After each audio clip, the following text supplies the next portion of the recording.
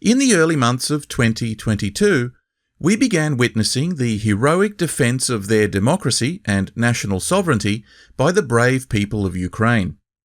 The nations of the West, long paralysed by self-loathing and an insidious culture war over issues of colonial guilt, gender pronouns, patriarchy, critical race theory and faith, suddenly found themselves faced with the existential threat of thermonuclear war.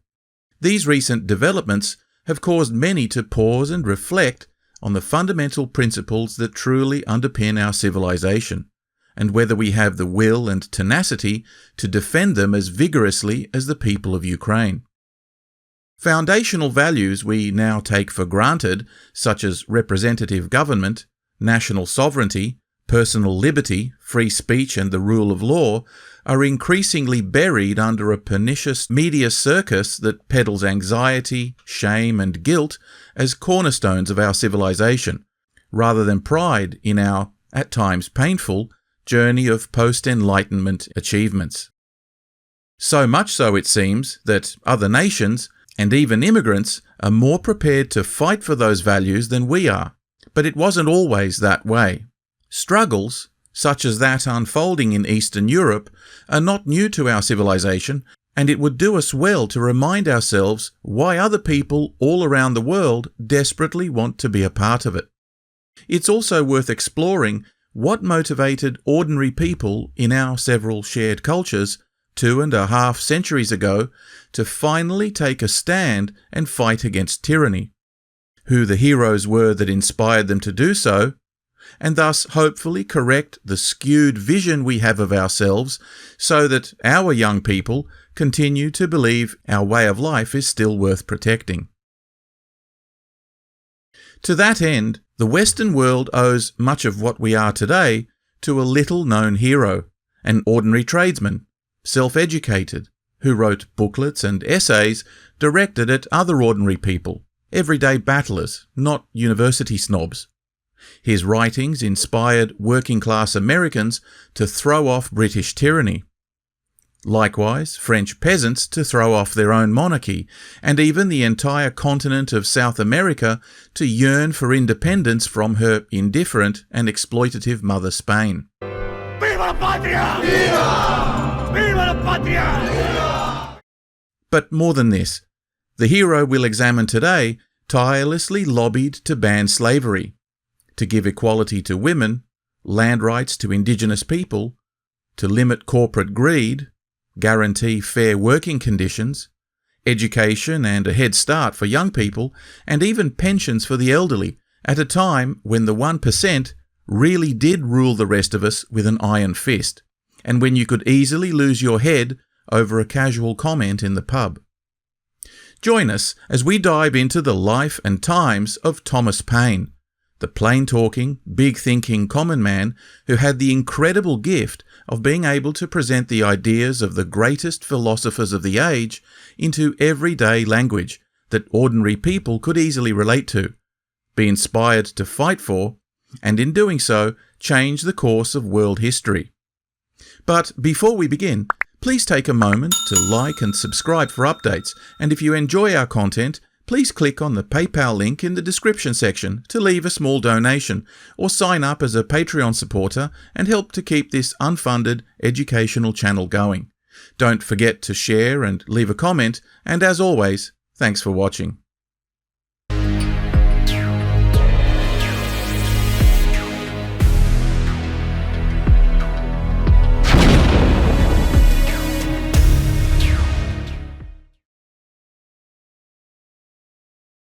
We are often told that our civilization owes most of its rational, progressive and egalitarian values to the Enlightenment, or the Age of Reason.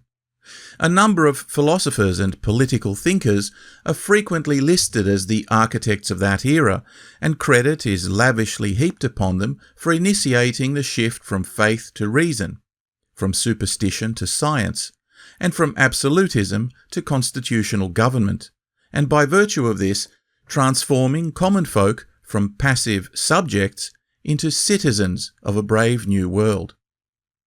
It's often been said that the pen is mightier than the sword, But little of all this intellectual Enlightenment sophistry ever trickled out of elite circles and down to ordinary people, who still lived in relative poverty, illiteracy, and exploitation, even in the exciting new colonial territories of America. The works of a quill are all but useless to a population who can't make sense of fancy words written by fancy snobs that could only be understood by other fancy snobs in privileged circles. But everything changed when an otherwise unremarkable young man began distilling those ideas into words that were easily understood by ordinary people. Our story begins in 1737, in the small English market town of Thetford in Norfolkshire, where Joseph Paine, a local tenant farmer and corset maker, and his wife Frances lived with their children, Elizabeth and Thomas.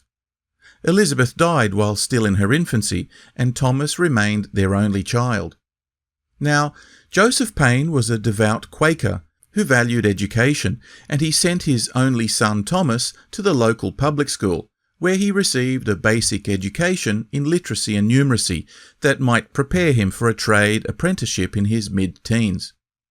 The Quakers were a Protestant religious sect in England who were famous for their egalitarianism, anti-slavery philosophy, pacifism, and disdain for the established church hierarchy and dogma. And these principles would go a long way in influencing the course of young Thomas's career, as we'll later see. For a more in-depth look at the Quakers, please see my video on Captain James Cook, who was born around the same time and who was also raised within this deeply religious community. Anyway, at the age of 13, Thomas was apprenticed to his father, and as fathers so often unhappily discover, his son wasn't particularly excited by the prospects of spending his adult life working as a glorified tailor under Dad's critical tutelage, despite the reasonable income and work conditions it promised him.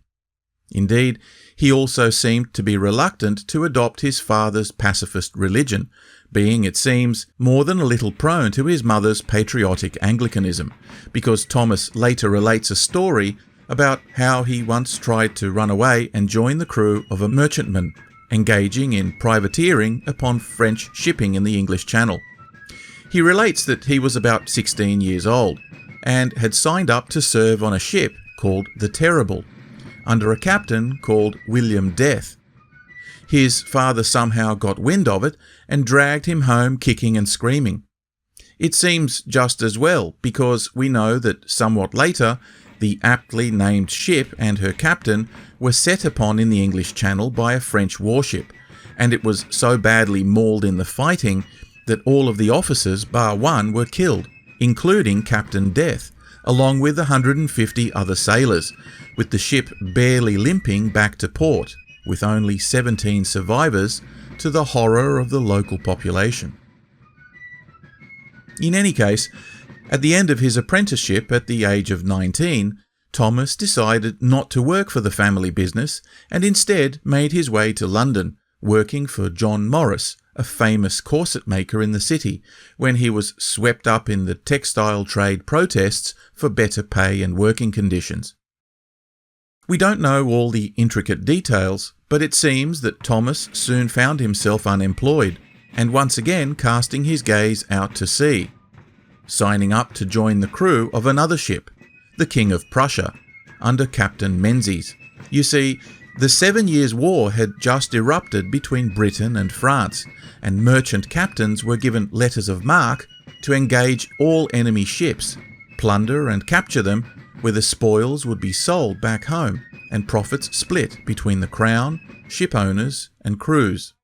For captains with fast ships, preying upon fat, juicy merchant vessels was a much more lucrative venture than trade, such that even an ordinary sailor could potentially make a decade's worth of income in a 6-month cruise on the Main, without having to sign up to the onerous pay, discipline and harsh conditions of the Royal Navy.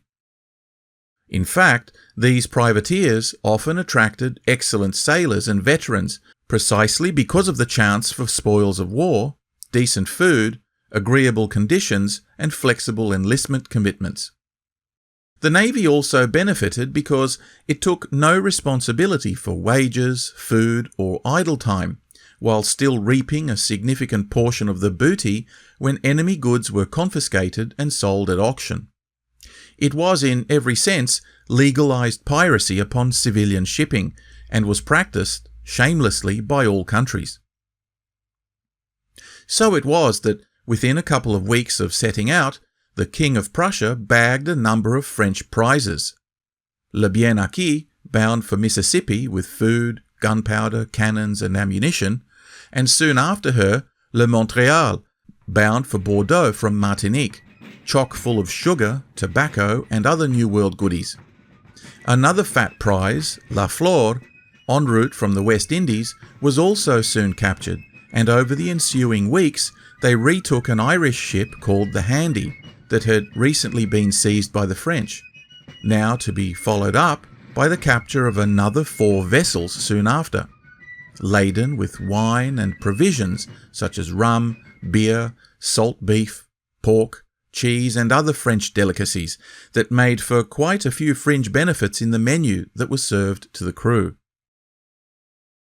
Eventually, the ship returned home after a 6-month adventure, with quite a handsome profit made by all involved.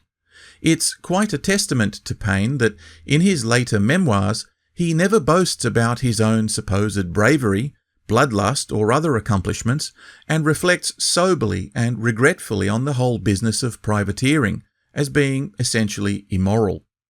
Despite nonconformity to his father's religious precepts, he must have nevertheless been affected by the violent and ruthless carnage of the naval warfare he observed, and even in his later revolutionary writings, he always maintained, perhaps naively, an optimism that a bloodless coup was always possible.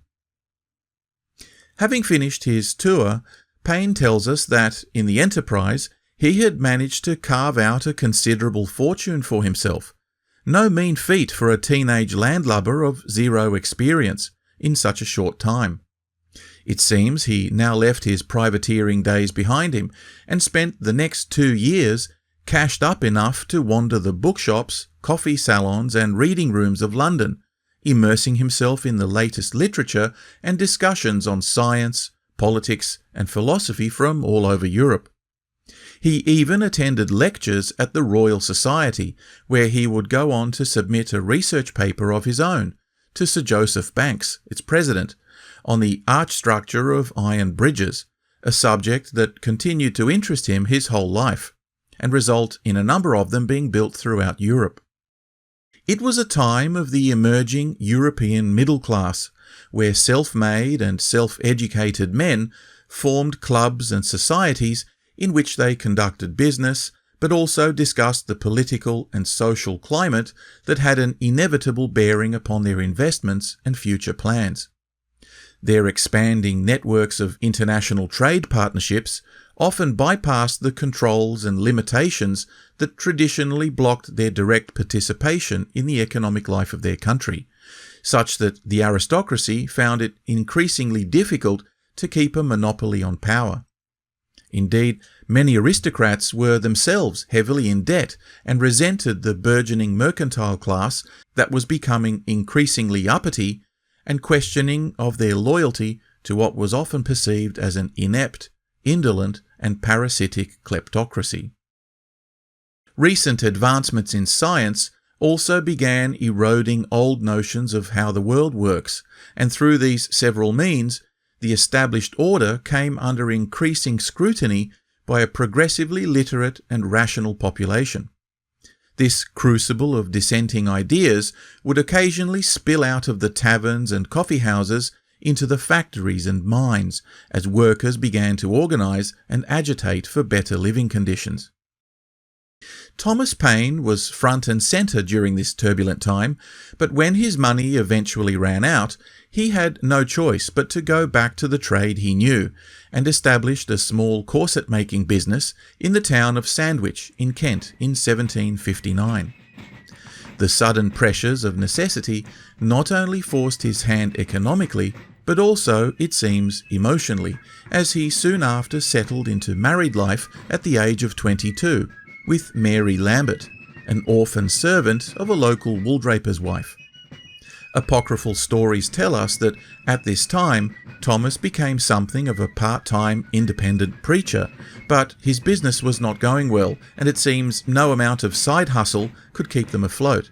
So the shop was eventually closed, and the young couple were soon forced to move to Margate, another town in the south of England, where Thomas tried to secure any kind of work just to pay the bills. You see, his young wife was pregnant, but even before the end of their first year of marriage, she died in childbirth, along with their premature baby girl.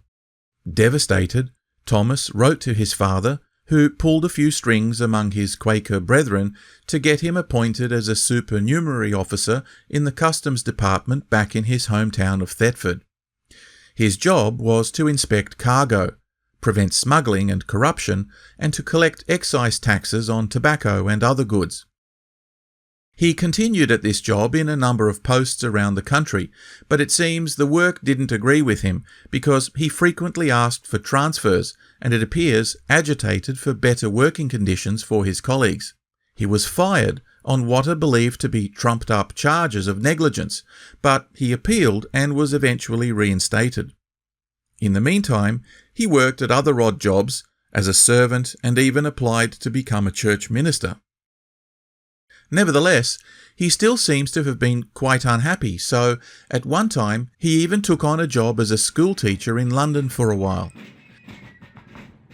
Some have suggested that Tom had a blunt and tactless personality, which rubbed a lot of people the wrong way, such that he didn't last very long at this job either, and he eventually found himself working back at the excise office.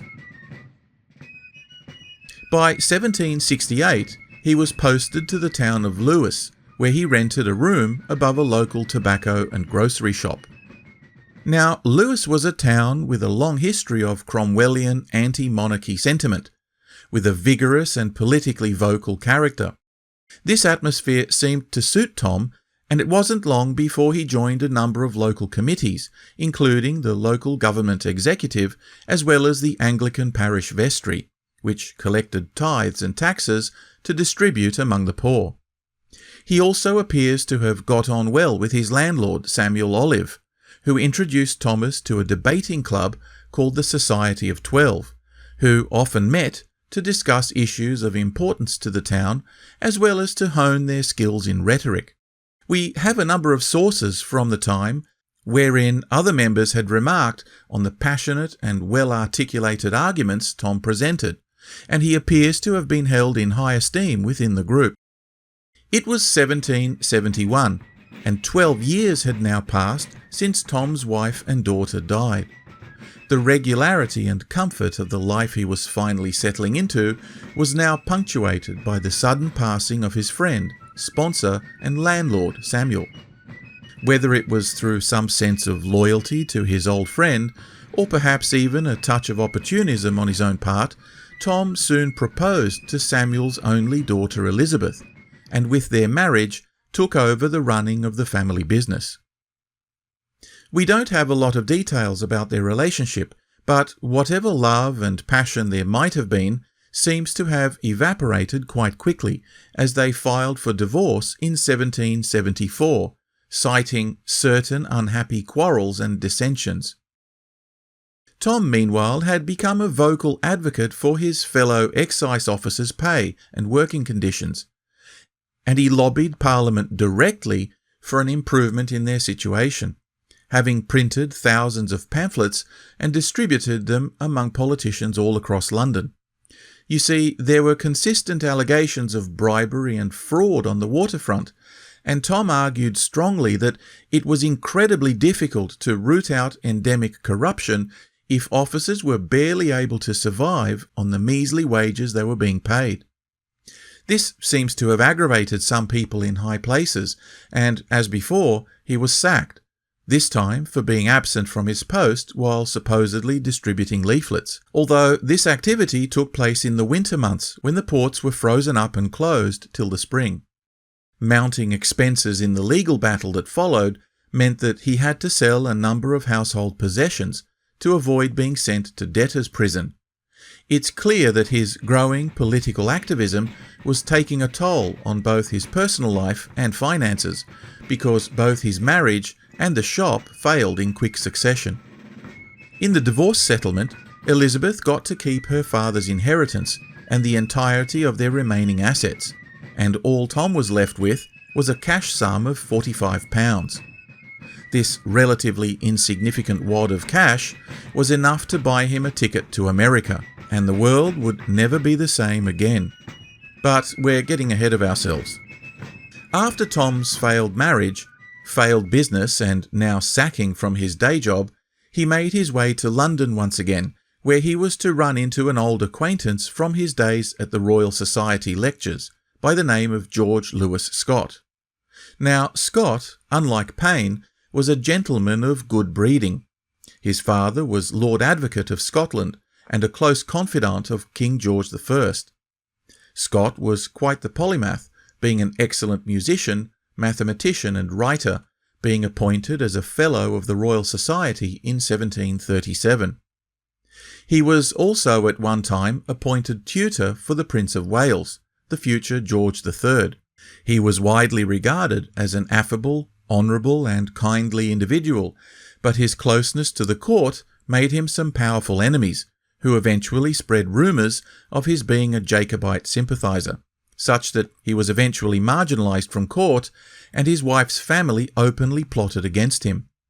He found himself increasingly excluded, and his ambitious wife eventually left him, with Scott now spending much of his time in the company of outsiders, including Royal Society groupies like Paine, as well as colonial interlopers such as Benjamin Franklin. The fact that he didn't think it unseemly to associate with commoners and colonials who shared his interests tells us quite a lot about his broad-mindedness, but also perhaps about his growing isolation. We don't know how close he and Tom were.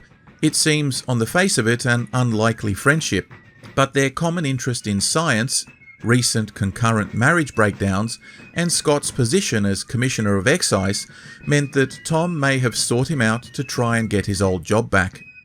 From what we can tell, Scott seems to have taken a liking to Tom and perhaps found his advocacy for workers' rights compelling.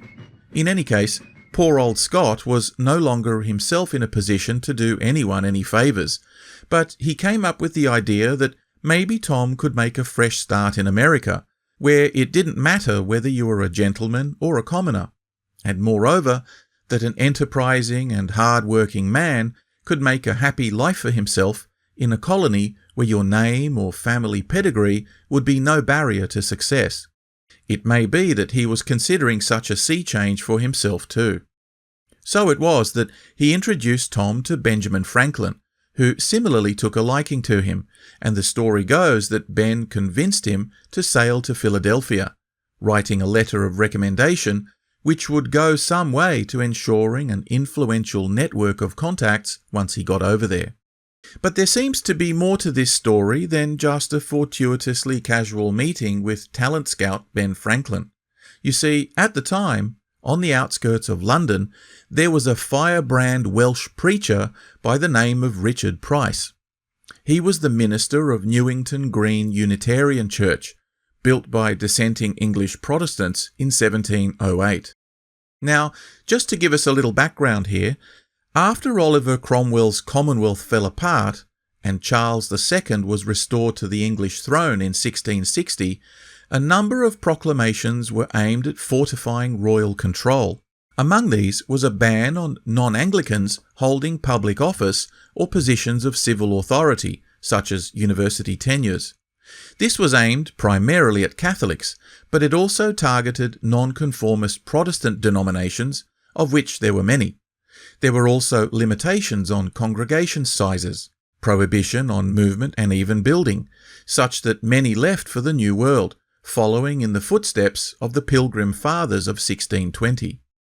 Eventually, these restrictions were somewhat relaxed, but the ban on public office continued even after the 1690s, so these dissident groups, populated by free thinkers, radical moral philosophers, and social theorists, began to establish their own schools, colleges, and seminaries, often substantially superior in their academic rigour to traditional institutions such as government grammar schools and even some university courses held at Cambridge or Oxford. Newington Green became a crucible of rational thought and an outpost of humanist philosophy and politically sensitive ideas, in an England still very much in the grip of religious paranoia and intellectual restriction. It was a magnet for those with Republican leanings, and we know that later Tom Paine not only attended sermons there, but also visited the Reverend Price at his home, attending private gatherings with other restless intellectuals, such as philosopher David Hume, economist Adam Smith, social, political and religious reformers such as John Howard, John Horne Tooke, John and Anne Jebb, James Berg and Mary Wollstonecraft, the mother of feminism, with whom Tom had a long and productive exchange of ideas, reflected in his own writings by a continuous and vocal sympathy to the plight of and discrimination against women. We know that many of the reforms that took place in England that eventually gave rise to abolition, universal suffrage, social justice and freedom of religion had their birth in this small London suburb, even with prime ministers such as William Pitt and American founding fathers such as George Washington, John Adams, Thomas Jefferson and Benjamin Franklin visiting Reverend Price and being strongly influenced by his radical Republican and libertarian ideas. Even Jews, fleeing persecution in Russian pogroms, found a home in this suburb, forming their own unmolested congregation in the neighbourhood. Price would himself go on to become notorious for his religious tolerance, liberalism, and vociferous support of both the American and French revolutions, but he always maintained a pacifist stance and unswerving hope for universal suffrage that was hard even for his enemies to despise him for. For these and many other reasons, the Reverend Richard Price deserves substantial recognition as the conscience behind some of our greatest Western social achievements, and, needless to say, more than the odd book or documentary to honour his contribution to our civilization. And yet, most people would be hard-pressed to even know who he was. In any case, the unusually strong presence of many of Price's principles throughout Paine's works suggests that Tom, himself an outsider, de facto trade unionist, and dissident son of a Quaker, was not only influenced by these dissenting views, but probably already well acquainted with a number of those visitors with whom he would later collaborate. Indeed, Ben Franklin may have already met him at one of Price's dinners, but we have no record of any introductions before the auspicious recommendation by George Lewis Scott that Ben Franklin might find a use for the energetic young activist. It would appear that Tom Paine's reputation as a prickly customer sat well with American tastes because, by all accounts, Franklin took a shine to him, nor was it difficult to convince Tom to emigrate to America, with a glowing letter of recommendation by the aging diplomat, serving to pull a number of strings to get Tom some lodging, social credit, and a job when he got there. So it was that he invested the last £45 he had to his name in a one-way ticket to Philadelphia. Unfortunately, during the voyage, contaminated water supplies caused an outbreak of typhoid fever that raged over the entire ship, with 5 passengers dying and Tom becoming so gravely ill that when the ship finally docked in Philadelphia on the 30th of November 1774, he couldn't be safely disembarked. Ben Franklin's personal doctor, who came to welcome him, fortunately took charge of his medical care, and Tom slowly recovered over the next few weeks. As he regained his strength, he took on temping jobs as a schoolteacher and as a freelance writer for local magazines and newspapers, whose content was largely comprised of news from the motherland. As a recent migrant with plenty of experiences, he became a regular columnist. His love of books and interest in the sciences saw him frequent the few bookshops and printers that were to be found in town, and this is where he met Robert Aitken, a Scotsman who had migrated 5 years earlier and was involved in the bookbinding business. He was to go on to publish the first English-language Bible in the colonies, but first there was something else he wanted to turn his hand to. Now, one of the peculiarities of the print media of the time was its preoccupation with British news and fashion, with very little content focused on domestic American affairs. There were a dozen or so magazines in circulation, but their readership was limited and most had failed to get off the ground in any promising manner. Aitken had the idea of publishing a magazine devoted exclusively to American issues, to which Tom, very quickly having taken Pennsylvanian citizenship, was keen to contribute. Now, it wasn't Aitken's goal for the magazine to be a political mouthpiece, but Payne's pointed observations, along with an extension of his pro-worker advocacy into one of now colonial rights, quickly saw him contribute a large number of articles, including 2 within the inaugural January 1775 edition. The sensitive nature of his content meant that Tom would often write under a pseudonym, and the subject matter seemed to consistently touch a nerve in many readers. The average literacy rate in the colonies at the time is thought to have actually been higher than that in Britain, such that circulation of the magazine rapidly expanded to over 1,500 subscribers, becoming within months the highest of any periodical in the colonies. Aitken recognised that he had a talented contributor, so he quickly offered Tom the editorship, which he assumed in March of that year. But it seems that Tom had a liking for brandy, and Aitken often struggled to get him to adhere to deadlines. On one occasion, with the deadline having arrived, the printers restless, and no copy in hand, Aitken went personally to Tom's apartment and insisted on dragging him to the office to write something in front of him, there and then. Tom pulled out a bottle of brandy and a glass. Aitken was later to remark, "The first glass put him in a train of thinking. The second seemed to illuminate him further, and by the third he began to write with great rapidity, intelligence and precision. His ideas appeared to flow faster than he could commit them to paper. What he penned from the inspiration of the brandy was perfectly fit for the press without any alteration or correction." It was an observation of his alcohol-fueled genius that would be mirrored by others over the course of his incredible career. A eulogy poem he published on the death of General Wolfe brought him to the attention of eminent physician Benjamin Rush, who had political aspirations of his own and appreciated Tom's activism and clarity of writing.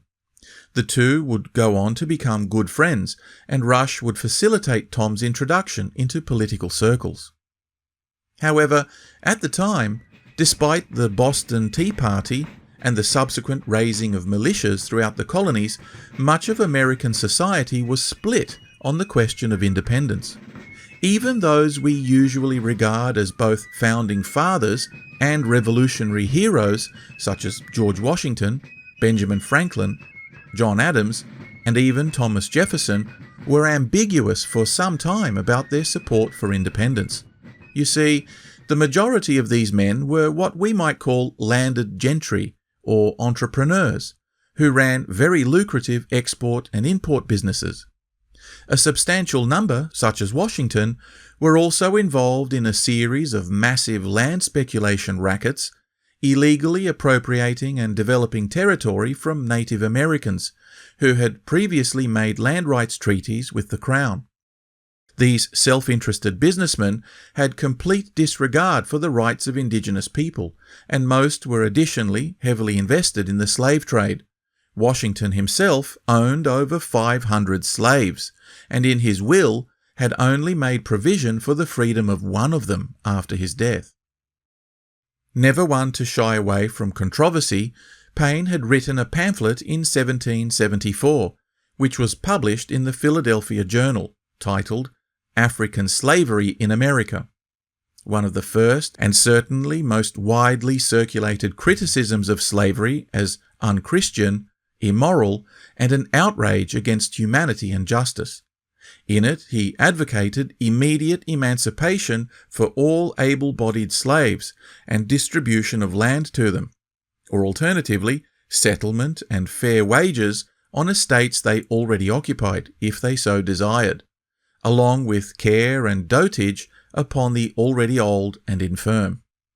He fully advocated the integration of black people into society and viewed Africans as brethren with equal rights under God's law, and he scathingly attacked those who used the Bible as a justification for the practice of slavery. Within weeks of the publication, the first anti-slavery society was formed in Philadelphia, of which Tom was a founding member. Please see the description section for links to a copy of this essay, along with the other major historical documents he wrote, which I've provided so that you can read them for yourself. The First Continental Congress, called in 1774, while having the effect of introducing the idea of a common destiny, basically amounted to little more than a protest and a boycott of trade with Britain, under the primary objective of pressuring the British Parliament to rescind a number of taxes and punitive sanctions they introduced into the colonies. But there was no whiff at this stage of any split from the mother country, and most everyone still viewed themselves essentially as British. Indeed, some authors have referred to Americans of the time as being more English than the English, a peculiar characteristic that is often seen in far-flung colonial cultures. A number of assemblies, such as counties within Virginia, nevertheless formed small-scale militias in case government agents tried to confiscate their goods. Of course, there were Irish and Scottish elements that were more than happy to agitate against a monarchy that was brutally terrorizing their own homelands back in Britain. Tom was also having none of it, having experienced firsthand the pointlessness of appeal and protest over the course of well over a decade in his previous career as both a tradesman and customs officer. He wrote disparagingly of the attempt to reconcile with Britain, again often under a pseudonym, but his friend Benjamin Rush, supportive of his zeal, nevertheless warned him to avoid at all costs using two words: independence and republic. Indeed, a number of other sources tell us that his articles were drawing serious death threats against him, including insults from future President John Adams, who described Tom as ignorant, foolish, and a knave hypocrite.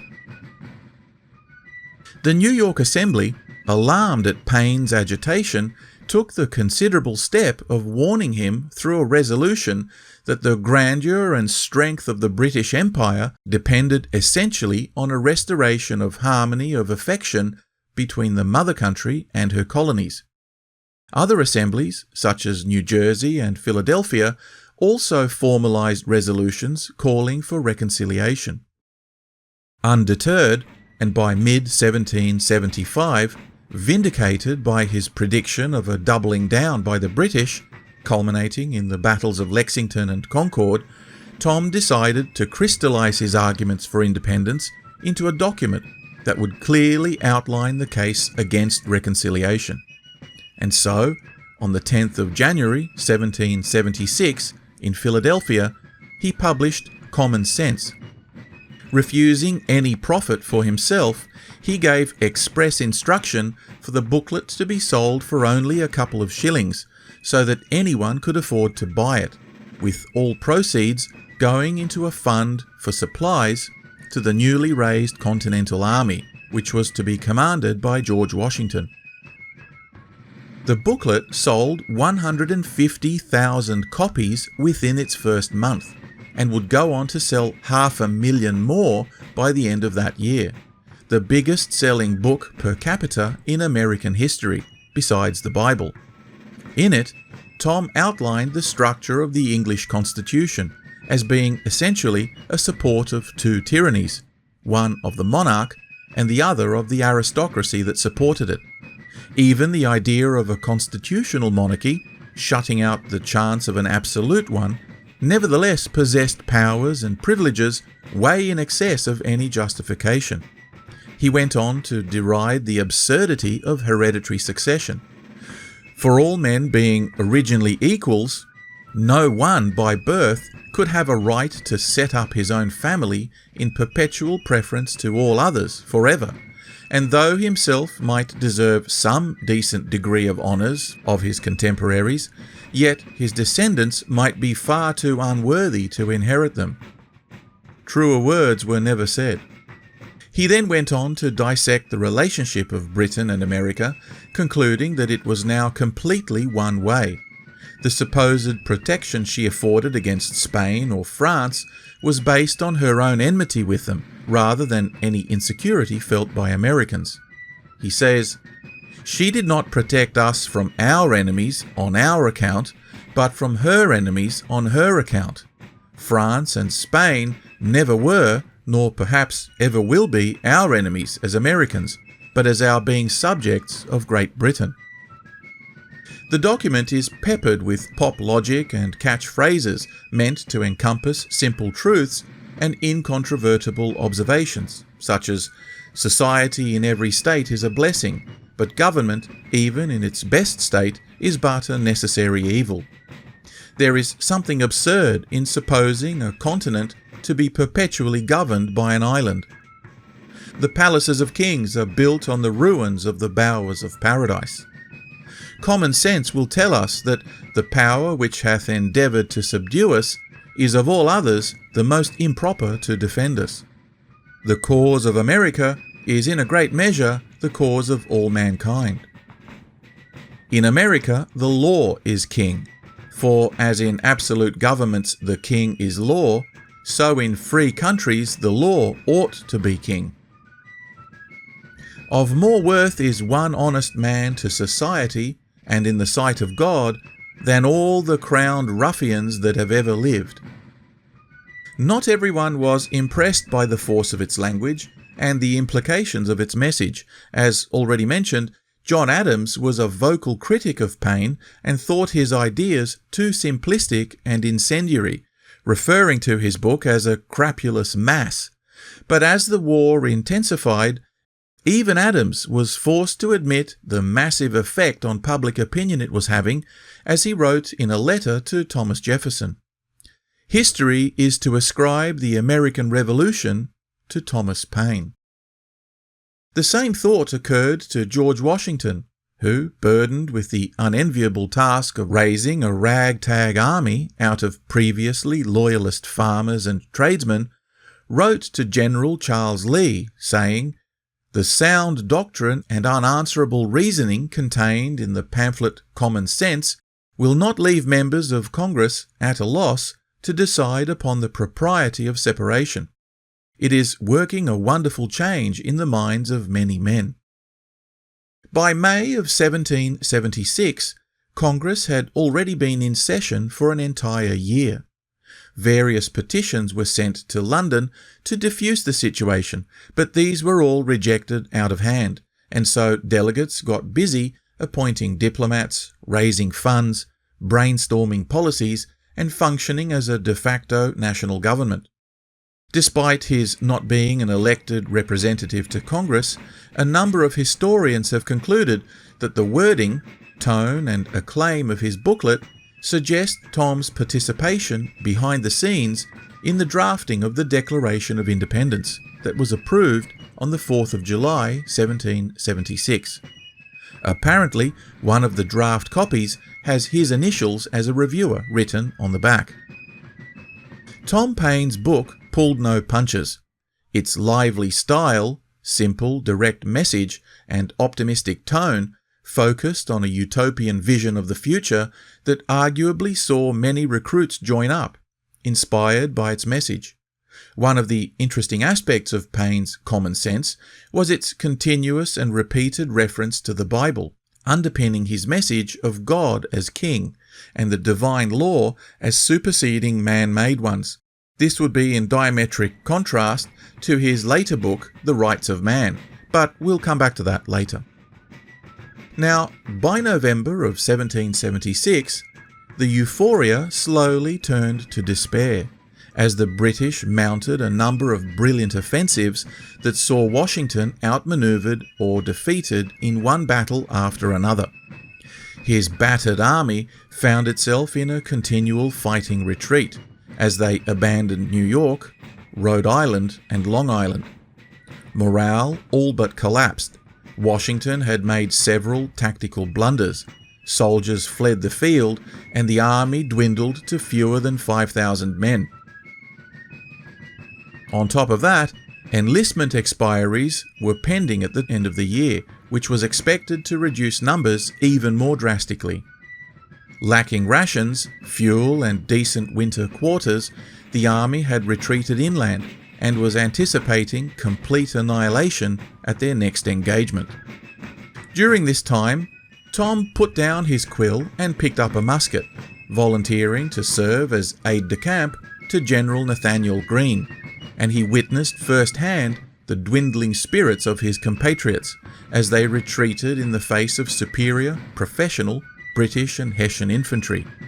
Recognizing their impending doom, he was moved to write a series of 13 essays, compiled into a volume called The American Crisis, late in 1776, with the sole aim of boosting morale. Contrasting themes of civic virtue with that of provincial selfishness, he encouraged the army to take comfort in their righteous cause and historical significance. It opens with the iconic paragraph, "These are the times that try men's souls. The summer soldier and sunshine patriot will, in this crisis, shrink from the service of their country. But he that stands it now deserves the love and thanks of man and woman. Tyranny, like hell, is not easily conquered, yet we have this consolation with us, that the harder the conflict, the more glorious the triumph. What we obtain too cheap, we esteem too lightly. It is dearness only that gives everything its value.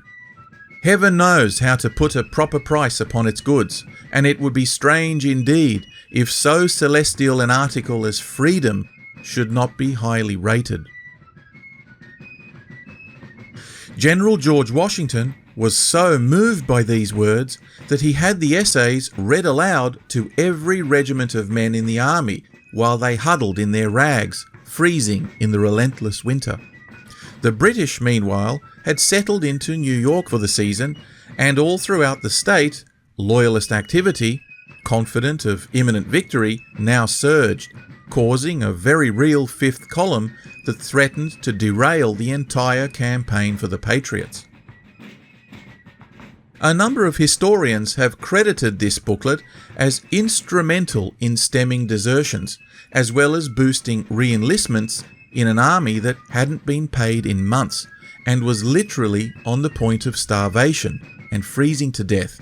Indeed, as Christmas approached, patriotic fervour instead now swelled, such that Washington was inspired to take the initiative, and he crossed the Potomac on Christmas night. So on Boxing Day 1776, he engaged the complacent Hessian mercenary garrison at Trenton and, overwhelming them, took 900 prisoners. A counterattack by British General Cornwallis a week later, on January 2nd, 1777, was repulsed by another creative surprise attack of Washington's on his rear, in a second substantial American victory, further boosting morale and having the additional effect of convincing French observers that the Americans were actually worth supporting. Scenes that were in many ways reminiscent of what we're seeing unfold in Ukraine today. In recognition of his ongoing contribution to the war effort, Tom was appointed Secretary of the Congressional Foreign Affairs Commission. He conducted investigations into the diplomatic activities of Silas Deane, a wealthy entrepreneur and Congress delegate who was sent to France to try and secure a treaty and funds for the war effort. Paine uncovered significant financial irregularities, siphoning of cash, and cronyism that also implicated a number of other wealthy congressmen in a gravy train of corruption at the highest levels. Abrupt and abrasive as usual, Tom called a spade and accused Deane of being a war profiteer, highlighting that the French had already made overtures to the Americans for aid well before Deane's supposed treaty and personally beneficial material arrangements. This had the effect of both embarrassing the French, who were trying to keep their previous aid quiet, and humiliating several widely regarded national heroes in the Congress, who reacted the way any boss of a military-industrial corporation would, by orchestrating a public smear campaign and sending agents out to kill him. So it was that a scandal soon blew up, centred not on the corrupt congressman, but instead, surprise, surprise, on the whistleblower, accusing him of jeopardising the treaty with France through supposedly reckless publication of sensitive information. Seriously, folks, this kind of stuff has been going on since forever. Anyway, having narrowly avoided being murdered in the street on a number of occasions, Tom resigned from the commission in 1779, and at this stage, having committed every penny he owned to the war effort, he was now destitute, a public pariah, and unable to even buy himself a meal. Despite his poverty, Tom kept a keen interest in political affairs, and he became aware of the unrestricted land acquisition scam expanding into the interior of the country. You see, in 1609, the British Crown had given a royal charter to the Virginia Company that granted all land westwards to the Pacific Ocean to the company for its exploitation. A group of wealthy speculators, including George Washington, the Lee and Randolph families, as well as Thomas Jefferson and James Madison, took advantage of this charter and milked it for all it was worth, staking out and laying claim to millions of hectares of land, much of which, as mentioned previously, had long since been granted to loyal Native American tribes that aided the British in their wars against the French in Canada. Tom was incensed at what he viewed as a shameless land grab by a new generation of entrenched American oligarchs, so he wrote a new pamphlet titled The Public Good, in which he argued that the territories to the west of the 13 colonies, designated previously as Crown land and chartered to private individuals and companies, now legally belonged to the American government, which should nullify the existing charters and take charge of developing and settling the interior. His pamphlet once again touched a nerve in the public domain, and Congress was moved, despite significant opposition by the above-mentioned leaders, to pass legislation formally subsuming these territories under its national jurisdiction, and hence voiding the previous charter made by the British. Unsurprisingly, Tom soon found himself almost completely friendless, as previously supportive allies, such as Washington and Lee in particular, fumed over the moratorium on their ambitious scramble for personal gain. Feeling increasingly isolated, Tom decided later that year to join his friend and fellow abolitionist, Lieutenant Colonel John Lawrence, on his mission to France, where they were to assist his old benefactor, Ben Franklin, now officially Minister to France, in procuring support for the stalling war effort. Successful, they returned to the US in 1781 with several million livres in silver and assurances of another 16 million livres to come. They used their French connections and capital to form a new bank with the express purpose of supplying the army. But when General Washington lobbied Congress for a disbursement of funds to remunerate him personally for his services, Paine and Lawrence objected, claiming it would look bad for the already wealthy general to get paid while so many ordinary soldiers were still going without sufficient supplies, food, and pay. Anyway, by this time, significant evidence had now emerged of the war profiteering Tom had blown the whistle on several years prior, and this, together with his vigorous and successful lobbying in France, served to restore his reputation in the eyes of the public, such that He was awarded a sum of money by Congress in recognition of his services to the country. Tom used this windfall to buy a small cottage in New Jersey in 1783, which he occupied periodically till his death, and it was the only substantial asset he ever owned, having donated all the proceeds of his books to the war effort. He was now in his mid-40s, and as the war finally drew to a successful close, he rekindled his old interest in science and engineering. He developed, among other things, a smokeless candle, worked with colleagues on steam engine designs, and began working on an idea for bridges with long iron spans that could dispense for the need of a central pylon. Eventually, he became restless, and as he watched his beloved republic increasingly become an instrument of the rich, who held all the reins of power, and, despite his desperate urging, refused to abolish slavery in their Declaration of Independence. Lamenting, "With what consistency or decency can we complain so loudly of attempts by the British to enslave us, while we hold so many thousands of black people in slavery?"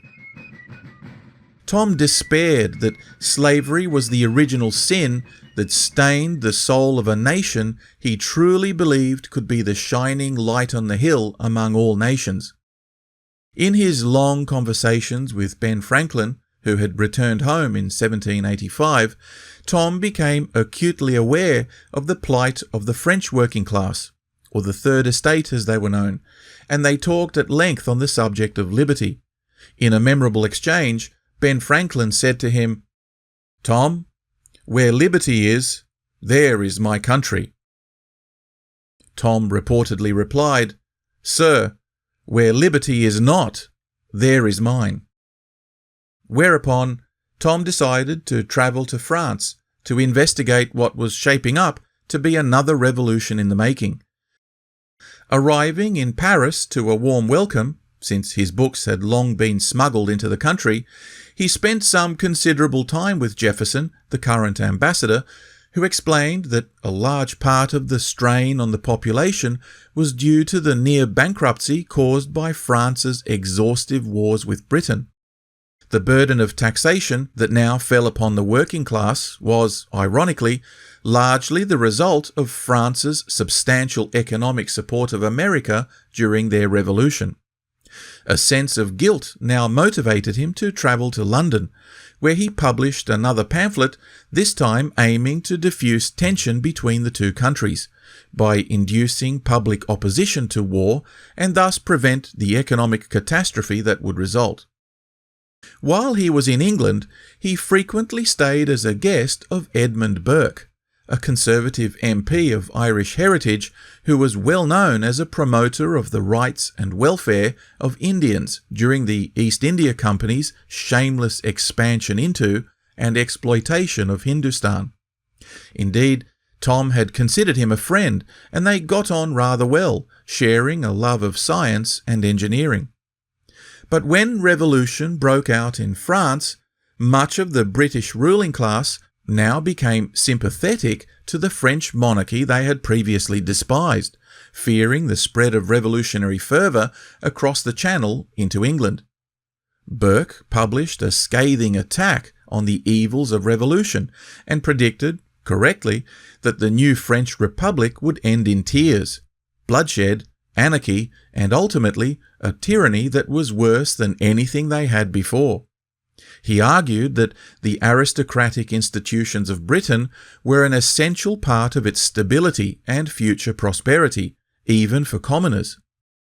Paine was rather shocked at both the savagery of the diatribe as well as the grovelling tone of his friend to an aristocracy that despised the both of them, and rumours have persisted that Burke sold his soul to the Crown for an annual pension of £1,500.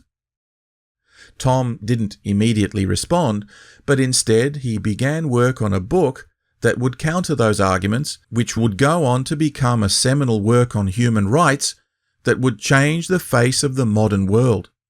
He called it The Rights of Man.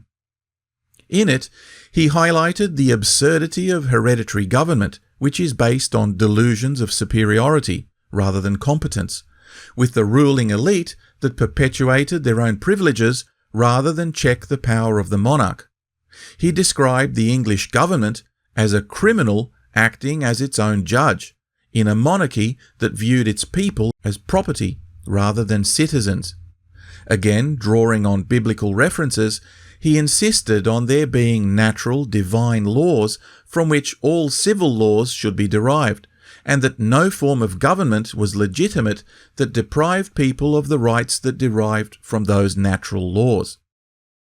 In the book, he went on to insist that each generation must be free to choose and adapt its government to be fit for purpose, and for the generation now living, not merely perpetuating antiquated models from a bygone era, as though the dead were more important than the living. In that sense, he was far from conservative, despite appeals to ancient sources of law. Paine explained that the violence being perpetrated by revolutionaries in France was the inevitable result of their having been subject to similar and worse violence by their monarchs over many long and brutal centuries of oppression and exploitation, and that if a people are expected to be peaceable, the best example to induce them to be so must come from the top down. He criticised governments rooted in religious superstition, as well as those arising from expansionist conquest.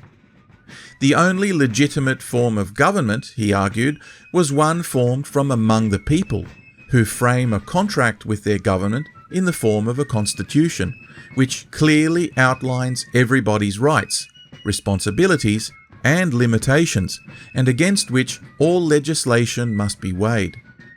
While Burke held the fatalistic position that suffering, and similarly the social and political status quo, were based on the omnipotent will of God, and hence revolution against the established order being inherently wicked, Paine maintained that the free will God granted to man burdened us with the responsibility to continually improve ourselves and the societies we create by standing up to evil and to increase the quality of life of all people. In this way, Tom was leaning heavily into his Quaker reformist culture, such that the book was widely read and discussed among Protestant congregations as well as social reform societies throughout Britain. In early 1791, Tom gave the 90,000-word manuscript to a publisher and hurriedly left for Paris, having been informed that he was about to be arrested. The subject matter was so incendiary that his friends risked their lives to get it to print, but print it did, spreading like wildfire throughout the working class, and it soon sold 1 million copies, despite a bizarre government campaign to discredit him by secretly hiring writers to publish lies about his past, in an orchestrated smear campaign that went on for years. Today, it's generally acknowledged to have been the most politically controversial book ever published in the history of Britain, and it caused genuine panic in the halls of power at Westminster. The next year saw an incredibly vigorous debate among writers throughout Britain for and against Paine's book, including rebuttals by Burke. In response, Tom began work on Part 2 of The Rights of Man, which went even further than the first, doubling down on the idiocy of hereditary government, its propensity to waging war, and its fleecing of ordinary people.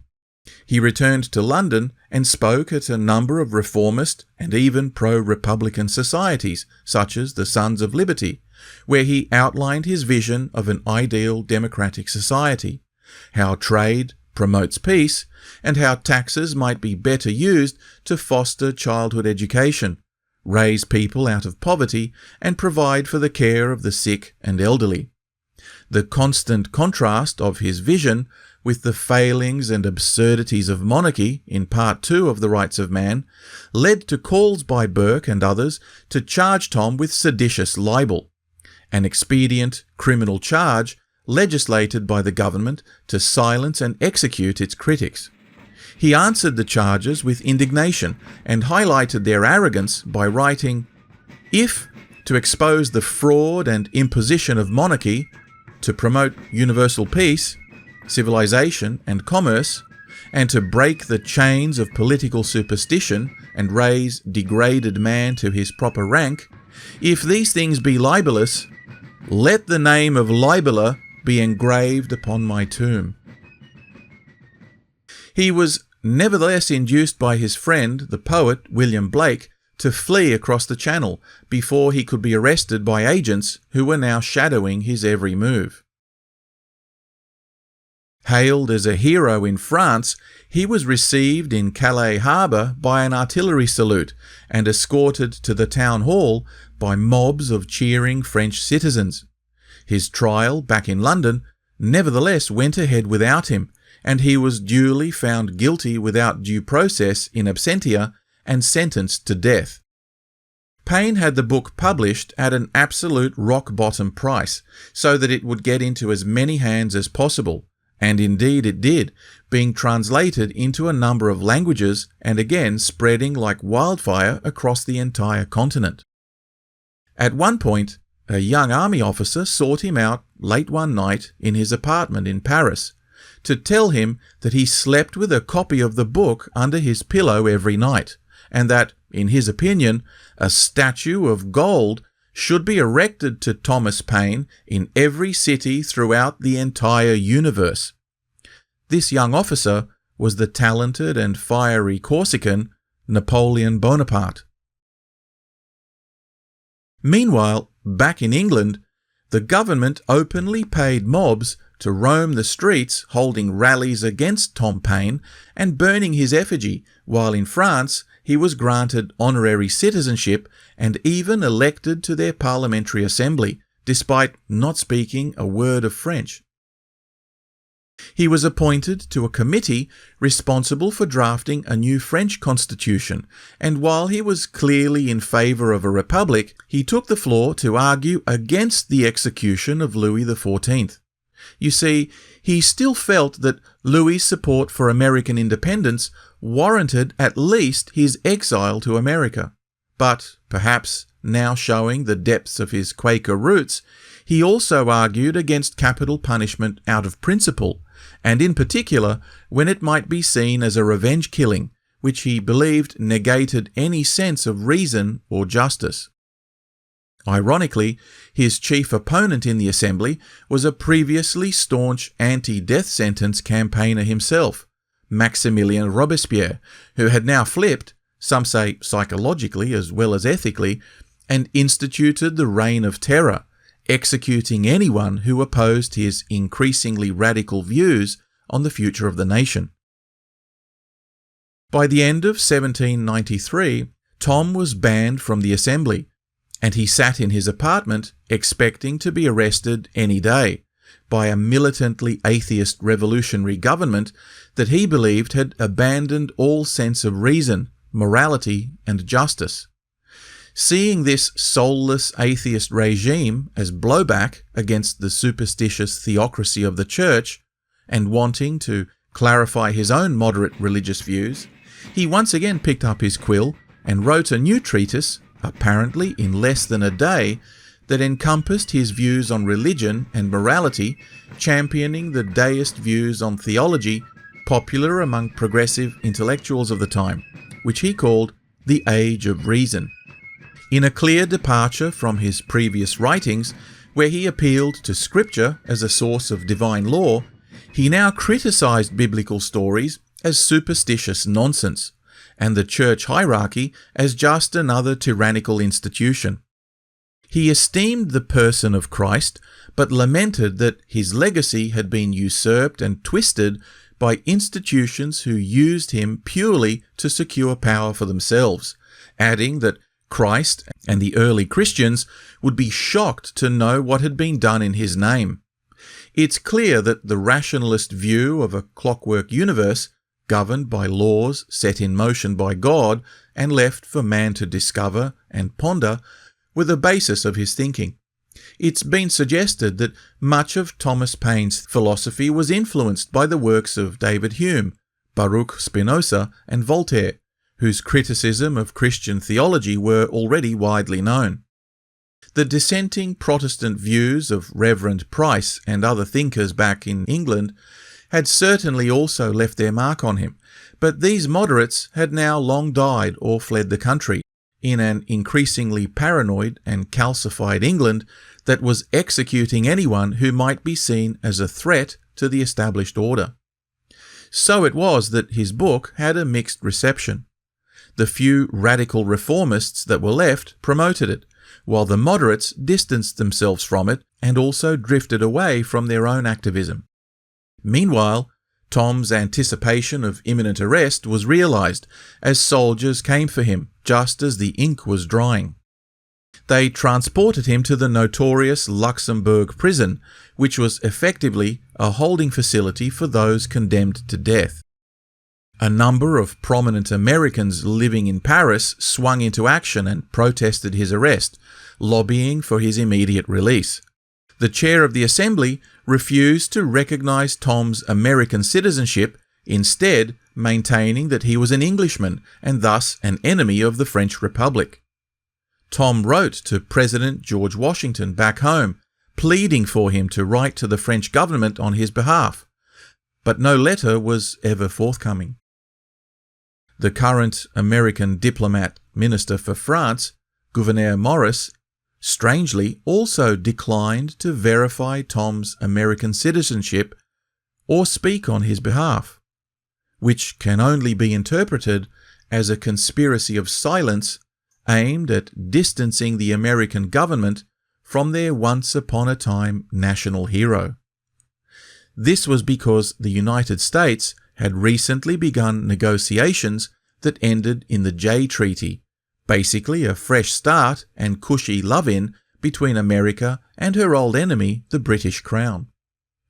Thomas Paine was now viewed as a political liability by a president who owed the existence of the very nation he governed to the passion and tireless genius of Thomas Paine, now languishing in filth and despair in a French prison, awaiting imminent execution by guillotine.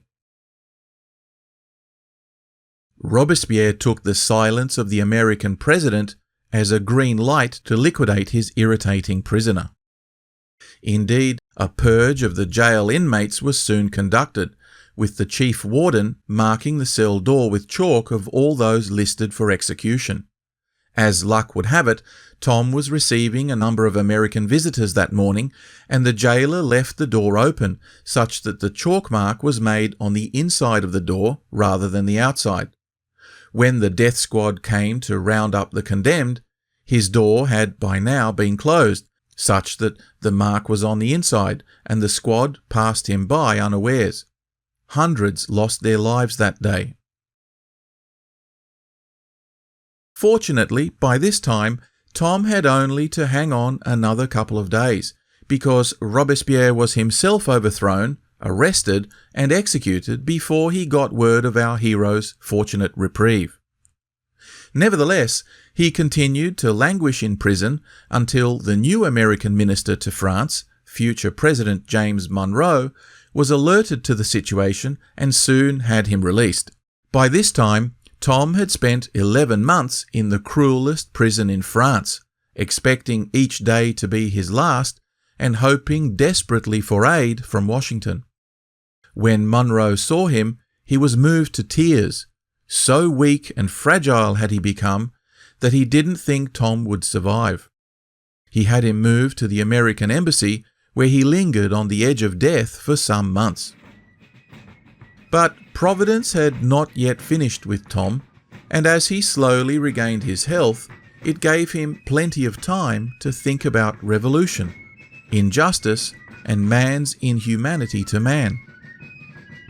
By 1795, he was once again admitted to the French National Assembly, but voted against the new constitution, which, despite having included a clause on the abolition of slavery, had removed his previous insistence on a clause for universal suffrage, which is the right to vote guaranteed to all adult citizens, regardless of wealth, income, gender, social status, race, ethnicity, or political stance.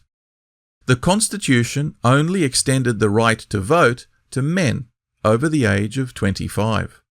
Tom was also bitter about his betrayal by Washington, a man whose efforts in the war he always supported and raised up in his earliest writings as a great and noble general. But Washington's silence during Tom's darkest hour was more than he could bear, and he wrote a scathing open letter to him, questioning his principles and condemning his collusion with Imperial Britain. Washington never replied. As time dragged on, he also became critical of new President John Adams for favouring Britain over France, which now found itself beset on all sides by enemies, while America stood by to watch its fellow republic attacked by the same British government that tried to extinguish its own flame of freedom not that long ago. Realising that France needed to take the initiative, he published propaganda pamphlets encouraging Britons to overthrow their own government and join France's republican aspirations, and even to welcome a French invasion. But as Napoleon took power, Tom saw in him the kind of tyrant that Burke had warned about right at the start, and he withdrew his support for the Corsican, becoming increasingly frustrated at both the internal and external chaos that beset France. He was now living in Paris as a guest of Nicolas Bonneville and his wife Marguerite Brazier. Bonneville was a journalist, publisher and bookseller of substantial political reputation, with whom he had been collaborating on several book translations, and his wife Marguerite was a well-known feminist writer and activist with whom Thomas frequently discussed issues such as suffrage and legal rights for women. But Bonneville came under suspicion for harbouring a political dissident, and when he compared Napoleon to Oliver Cromwell, he was jailed, and his printing business was shut down, leaving Tom without much recourse than to try and head back to America. He was now in his 50s, and the strain of political life, not to mention his incarceration, was starting to take its toll. In one of the frequent ironies of his life, the Jay Treaty, which he so despised that ended conflict with Britain, actually now made it safe for him to return to the United States aboard an American vessel, as the Royal Navy was no longer able to board and arrest him. So it was that his old friend Thomas Jefferson, now president, extended an invitation for him to come home in 1802 and to live out his days in comfort and celebrity. Seeing no further way to influence either French or British politics, and with his friend Bonneville now in serious trouble, Tom paid for Marguerite and their 3 children, to the youngest of whom Tom was godfather, to accompany him to the United States, where they would be safe until they could be joined by Bonneville. Thomas was now 65 years old and becoming quite frail. Marguerite and the boys lived with him on his small property, where she took care of the ailing hero, while he continued to write impassioned essays in support of the abolition of slavery, Indigenous rights, the right of adults to vote, the right for workers to form trade unions, and condemning the disenfranchisement of women generally.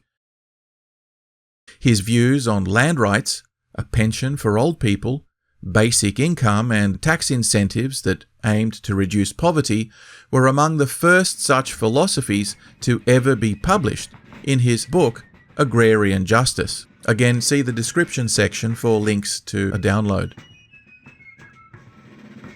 But President Jefferson had not anticipated that the fickle and amnesic public, in the grip of a peculiar Christian revivalist spiritual movement, increasingly viewed Tom as anti-Christian and even atheist, based on his book The Age of Reason, despite nothing being further from the truth.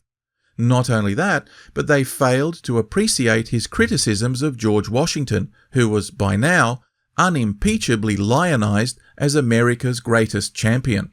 So any condemnation of their first president was viewed as similarly blasphemous. Tom Paine had now become a persona non grata in the very country he fought to create. And when he travelled to Washington at the invitation of President Jefferson, he was later to write that it was impossible even to secure a hotel room or order a meal in a restaurant unless he went incognito. President Jefferson, to his credit, took a huge political gamble in openly honouring his old friend at a time of so much hostility directed towards him, but he clearly felt that Tom represented the burning conscience of a nation that was already losing its way. And so the two great men spent much time in private conversation, where Tom encouraged the new president to spread American values by forming an international association of nations, where differences could be settled peacefully and the rights of all people would be enshrined in law, a concept that would take over a century and multiple tragic world wars to finally catch on. He also suggested to Jefferson that he ought to purchase the Louisiana Territories from Napoleon, who was near bankruptcy and desperate for cash in his ongoing wars against pretty much the whole of Europe. This recommendation was to result in the greatest land purchase in American history, and for that matter, possibly the greatest property bargain in history too. But scarcely a soul today knows that America's greatest patriot, now nearing the end of his life, was the facilitator of this incredible economic boon to the nation. And yet, as though no amount of humiliation was sufficient, on Election Day 1806, as old Tom Paine shuffled his way towards the local polling booth, he was barred from voting by the electoral officer on the bogus argument that President Washington and Minister Morris had previously refused to confirm his citizenship all those years ago while he was languishing in a French jail. This cynical act of betrayal finally broke him, and we hear little of Thomas Paine in the ensuing 2 years.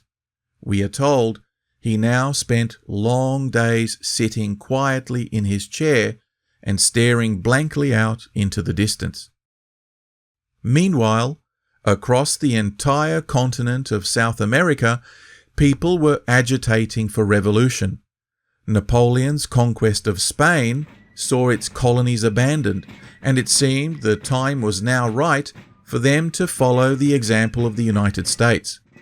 As Americans tried to forget their founding hero, Latin America discovered him, with a number of leaders such as Gervasio Artigas, the father of Uruguay, and José de San Martín, the liberator of Argentina, Chile, and Peru, being inspired by the rights of man, common sense, and the age of reason. See my 2-part video, Libertador, for the little-known story of South American independence. On the 8th of June, 1809, Thomas Paine, American patriot, journalist, reformer, and human rights activist, passed away. He had never remarried and had no surviving children. No state funeral, commemoration, or national vigil was held in his honour, and even his final wish to be buried in the local Quaker cemetery was denied. So Madame Bonneville, who had been his carer over these last painful few years, had him buried under a walnut tree on his small property in La Rochelle, New York. A local newspaper reported that there were only 6 people present at his funeral: Marguerite and one of her sons, an old Quaker friend, and a couple of black freedmen who came to pay their respects to this tireless champion of their freedom. In one final irony, a decade after his death, William Cobbett, one-time British loyalist, parliamentarian and outspoken enemy of Paine, having himself later suffered the sting of British betrayal, realised the injustice of Tom's shameful demise. He made his way to the gravesite, and perhaps in an act of personal atonement, he disinterred Tom's body, hoping to take the remains back to England and have him reburied there as a national hero. However, Cobbett never realised his dream, and the remains of Tom Paine have now long since vanished. Today, there is no trace of the man who was arguably the father of Western democracy and those Enlightenment values we ordinary people hold so dear. So how do we sum up Thomas Paine's legacy? He was a utopian visionary whose faith in the future and human potential, despite so many setbacks and disappointments, never wavered.